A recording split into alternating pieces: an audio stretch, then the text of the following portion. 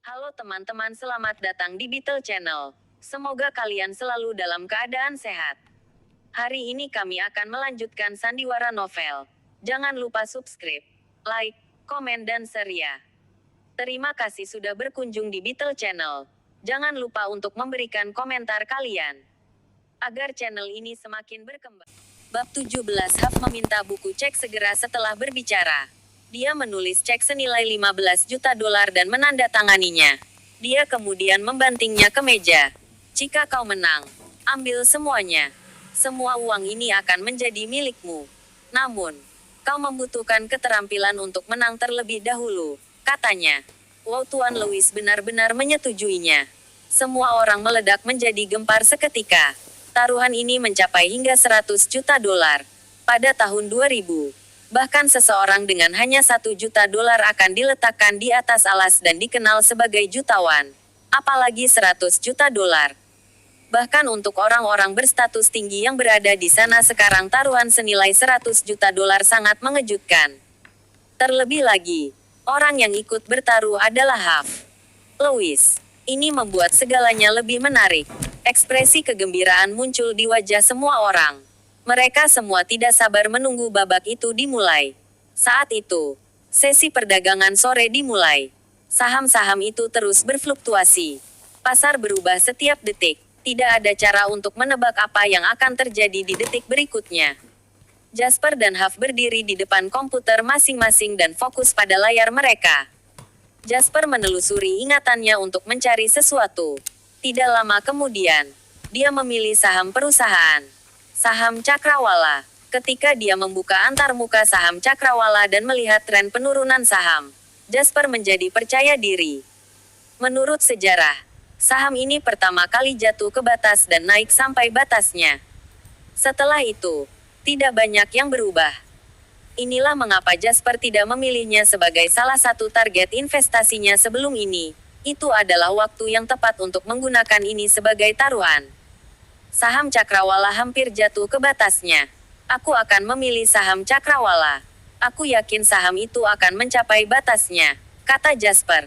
Penonton terdiri dari bos dalam industri keuangan. Tentu saja, mereka semua akrab dengan saham dan tahu banyak tentang saham Cakrawala.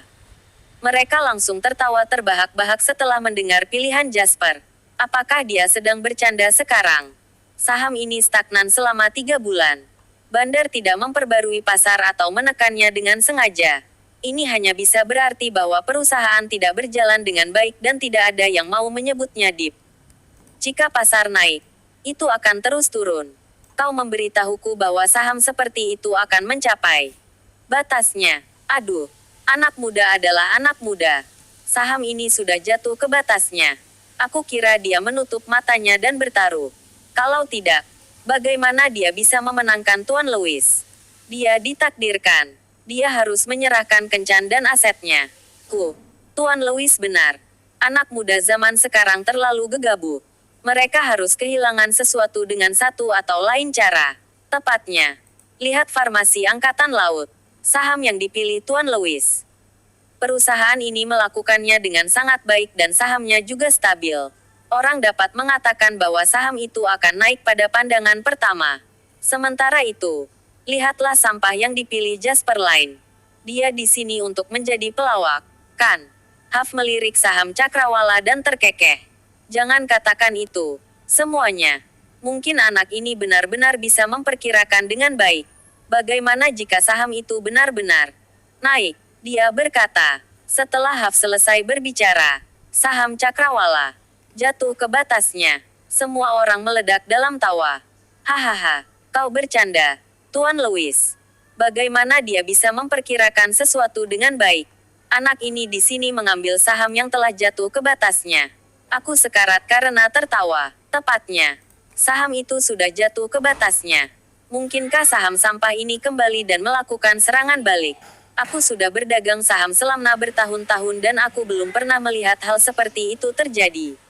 Jasper dan Wendy tidak terpengaruh sedikit pun oleh tawa yang mengelilingi mereka dan tanda merah di layar yang menunjukkan saham telah jatuh ke batasnya. Melihat sikap acuh tak acuh Wendy, Jasper semakin mengaguminya. Dia tidak takut karena dia memiliki kenangan dari kehidupan masa lalunya. Namun, Wendy melakukan semua ini berdasarkan kepercayaannya padanya. Berapa banyak orang yang bisa melakukannya? Jangan khawatir. Melihat pandangan Jasper, Wendy mengira dia mulai panik. Dia merendahkan suaranya dan berbisik di telinganya. Jika yang lebih buruk menjadi yang terburuk, aku akan menelepon ayahku.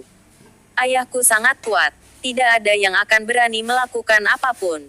Saat aroma harum Wendy menempel di hidungnya, Jasper merasa ingin tertawa dan menangis pada saat yang bersamaan. Dia hampir lupa bahwa Wendy curang pada taruhan ini. Dia tidak punya niat untuk mengikuti aturan sama sekali. Tidak ada yang bisa mengalahkan ayahnya yang tak terkalahkan dan berkuasa.